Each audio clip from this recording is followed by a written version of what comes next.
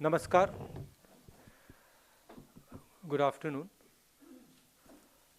All of us are aware of what is going on with regards to the farmers' protest. And I just want to make a couple of things clear to the younger people, men and women of this country. It's important that you understand what these three laws are. So I'm going to repeat it. The first law destroys the mandi system, destroys the agricultural markets of this country. The second law allows unlimited storage of grain and other materials and will make it practically impossible for our farmers to negotiate their prices. And the third law basically says that if the farmers have a grievance, they cannot go to court. Now, it is very obvious why the farmers are agitated.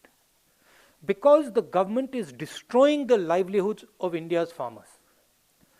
It is destroying the livelihoods of our labor, and it is going to give the middle class a shock in the coming times because the prices of food are going to skyrocket.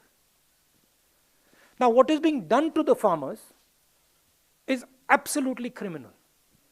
You're beating them, you're threatening them, you're bullying them, you're trying to discredit them. The government needs to talk to the farmers. It needs to give a solution to the farmers. And the only solution, as I have said again and again and again, is repealing these laws and putting the laws into the waste paper basket. The government must not think that the farmers are going to go home. They are not going to go home. And my concern is that this situation is going to spread. We do not need this situation to spread. We need a conversation with the farmers and we need a solution. So that is broadly what I wanted to say. Hindi में बता देता हूँ और देश के युवाओं को मैं कहना चाहता हूँ, ये जो 3 कानून हैं, इनको समझने की ज़रूरत है। पहला कानून है जो हिंदुस्तान के मंडी सिस्टम को, एग्रीकल्चरल मार्केट्स को ख़त्म कर देगा, नष्ट कर देगा। दूसरा कानून है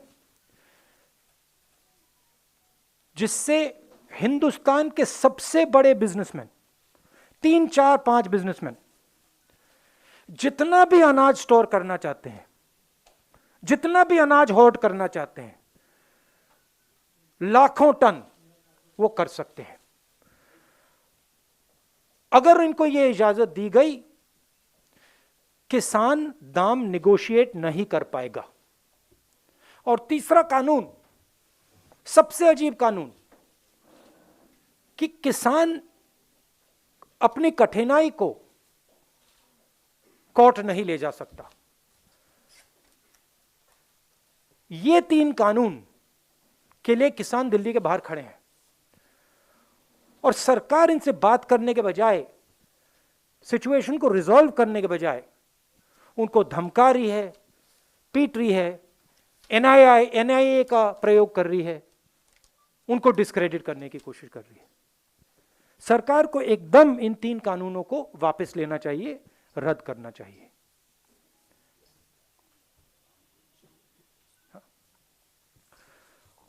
और आज जो हो रहा है, शंभू बॉर्डर पे जो सरकार इन पे आक्रमण कर रही है, को मार रही है, ये बिल्कुल गलत है।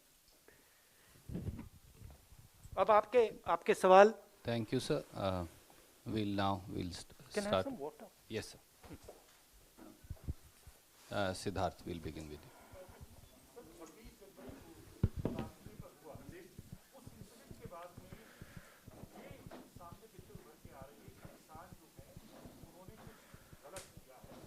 आप मुझे एक बात बताइए, किसानों को 50 किसानों को रेड फोर्ट के अंदर किसने जाने दिया? और क्यों जाने दिया? क्या होम मिनिस्ट्री का काम नहीं है कि रेड फोर्ट पे इनको नहीं जाना चाहिए, अलाउ करना चाहिए? उसके लिए कौन जिम्मेदार है? सीधी सी बात है। उनको क्यों अंदर जाने दिया? किसने अंदर जाने दिया? होम मिनिस्टर से जाके पूछिए। और उसके पीछे क्या आइडिया था, किस प्रकार अलाउ किया गया, वो भी पूछ लीजिए। Sanjeev.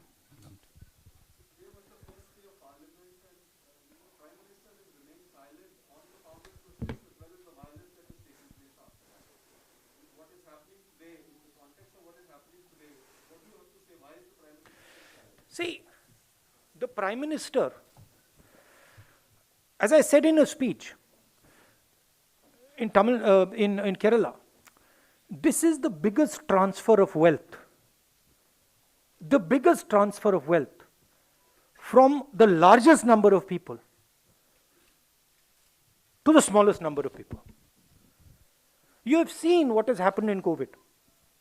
During COVID, the poor have got poorer, and a handful of rich people, 5, 6 rich people, have just got richer and richer and richer and richer. This anger that you're seeing among the farmers, this is that anger. That 5 people, 7 people have everything, we have nothing. और जो हमारा था वो भी ले रहे हैं। तो प्रधानमंत्री क्या बोलेंगे? प्रधानमंत्री इन 5 लोगों के लिए काम करते हैं, उनके लिए नोटबंदी की, उनके लिए जीएसटी बनाई, उनके लिए किसानों से मतलब उनका भविष्य छीन रहे हैं, तो क्या बोलेंगे वो? कुछ बोलने को नहीं है। मगर उनको ये नहीं लगना चाहिए कि किसान पीछे हट जाएंगे। और मैं किसानों से कहना चाहता हूं, हम सब आपके साथ हैं, 1 इंच पीछे मत हटिए, 1 इंच पीछे मत हटिए। ये आपका भविष्य है, इसके लिए आप लड़िए। और ये जो 4, 5, 10 लोग हैं, ये जो आपका सामान, आपका भविष्य चोरी करने की कोशिश कर रहे हैं, इनको आप नहीं चोरी करने दीजिए और हम आपकी पूरी मदद करेंगे।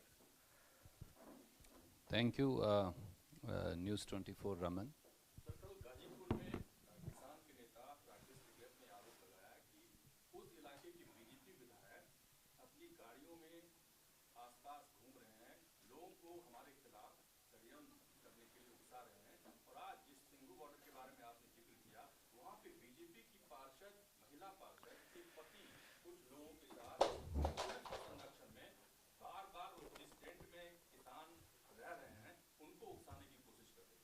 देखिए, ये गलत फहमी है बीजेपी को। इसमें अभी एक इशू है कि देश के किसानों को, मैंने केरला में, तमिलनाडु में बात की, देश के किसानों को ये कानून अभी तक डेप्थ में समझ नहीं आए हैं। पंजाब में, हरियाणा में, यूपी में, राजस्थान में, इधर बात समझ आ गई है। प्रधानमंत्री को यह नहीं सोचना चाहिए कि यह आंदोलन यहां रुकेगा। यह आंदोलन, मैं बता रहा हूं, यह आंदोलन किसानों से शहरों के अंदर जाएगा, क्योंकि सिर्फ किसान गुस्सा नहीं है। हिंदुस्तान में अब लाखों युवा हैं जिनसे इन्हीं 5-10 लोगों ने, प्रधानमंत्री ने रोजगार छीना है। उनको भविष्य नहीं दिख रहा है। ये पूरा का पूरा आंदोलन शहरों में फैलेगा। मैं प्रधानमंत्री से कह रहा हूं, उससे नुकसान होने वाला है, देश का नुकसान होने वाला है। आप किसानों से बात कीजिए, इस सिचुएशन को रिजॉल्व कीजिए, इन कानूनों को वापस लीजिए, नहीं तो देश का नुकसान होगा। सुनील फ्रॉम, देखिए, ये जो इंस्टेबिलिटी है, इस इंस्टेबिलिटी से देश को फायदा नहीं हो रहा है। ठीक है, अन्याय किया है, अन्याय को ठीक करने के बिना इंस्टेबिलिटी नहीं जाएगी। मगर मैं कह रहा हूं कि इंस्टेबिलिटी से फायदा नहीं है, बातचीत करना है और इसको रिजॉल्व करना है, जल्दी से जल्दी करना है।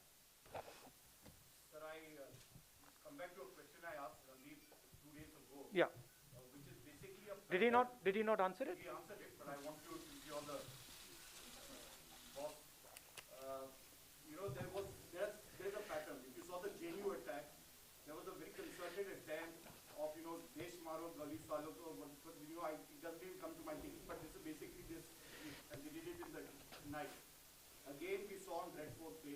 today again we are seeing some incidents. So there is a pattern in terms of how there is a disruptive element that is being done.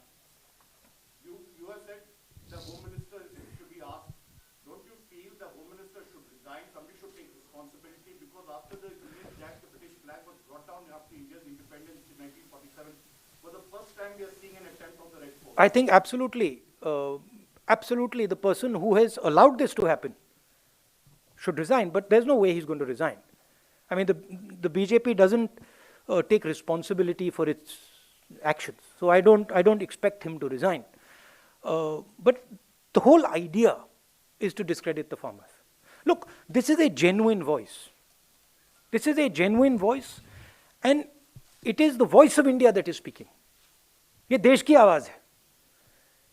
प्रधानमंत्री को सुननी ही पड़ेगी, और मैं बता रहा हूं, अगर नहीं सुनेंगे ये फैलेगा, ये बाकी प्रदेशों में जाएगा. इसको आप सप्रेस नहीं कर सकते. मेरा काफ़ी एक्सपीरियंस है, अब 15 साल पॉलिटिक्स का एक्सपीरियंस है. इसको आप सप्रेस नहीं कर पाएंगे, ये फैलेगा और जोनों से फैलेगा. पीटीआई भाषा अनवर.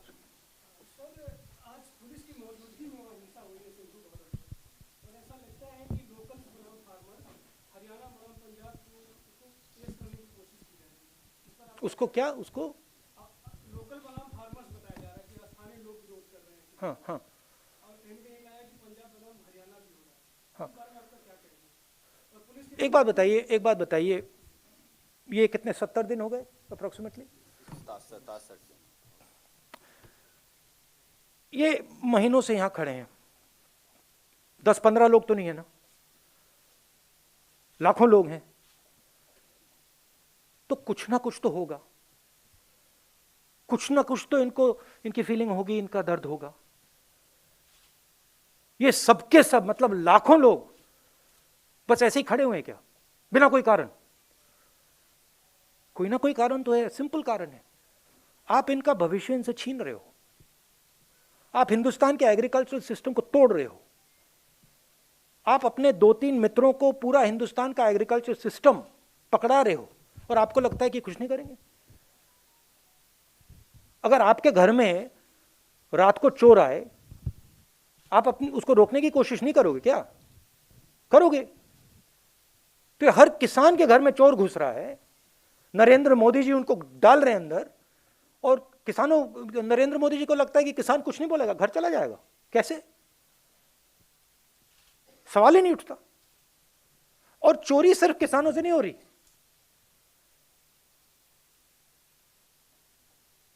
चोरी शहरों में वर्कर से हो रही है, चोरी किसानों से हो रही है, चोरी छोटे बिजनेस वालों से हो रही है, स्मॉल मीडियम बिजनेसेस से हो रही है. उनका भी भविष्य तोड़ा जा रहा है.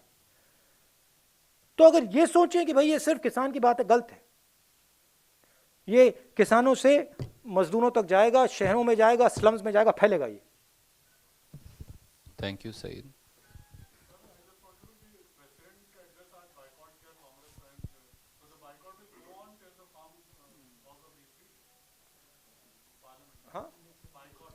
Well, that's something that we'll discuss, but we decided to boycott the president's address because we did not see the relevance of going there, and we didn't see the relevance of going there, and we wanted to stand in solidarity with the farmers. We'll decide that, and I don't think we need to tell you that now.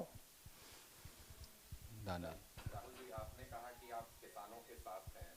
क्या ये moral support की आप बात कर रहे हैं, या Congress logistically भी सपोर्ट करेगी? एक और इसी से सवाल है मेरा, क्या आपकी फार्मर लीडर्स से फोन के जरिए या किसी प्लेटफॉर्म पर मुलाकात की बात हुई है? देखिए, हमारा गोल है कि ये जो चोरी हो रही है, इसको मैं चोरी कहता हूं और कुछ नहीं है. ये चोरी रोकी जाए. ये हिंदुस्तान के 60% पॉपुलेशन के साथ चोरी की जाए. तो राहुल गांधी प्रेस कॉन्फ्रेंस कर रहे हैं और तीखा हमला केंद्र सरकार पर किसान आंदोलन को लेकर राहुल गांधी का. सीधे उन्होंने एक बार फिर कहा कि जब तक 3 बिल वापस नहीं होंगे तब तक ये आंदोलन खत्म होने वाला नहीं है. गांव से निकलकर शहरों की ओर जाएगा, शहरों से स्लम्स की ओर जाएगा. अपनी तरफ से उन्होंने कहा है किसानों को 1 इंच पीछे नहीं हटना चाहिए, क्योंकि कांग्रेस पार्टी उनके साथ खड़ी है. एक ब्रेक के लिए रुक रहे हैं, देखते रहिए आज तक.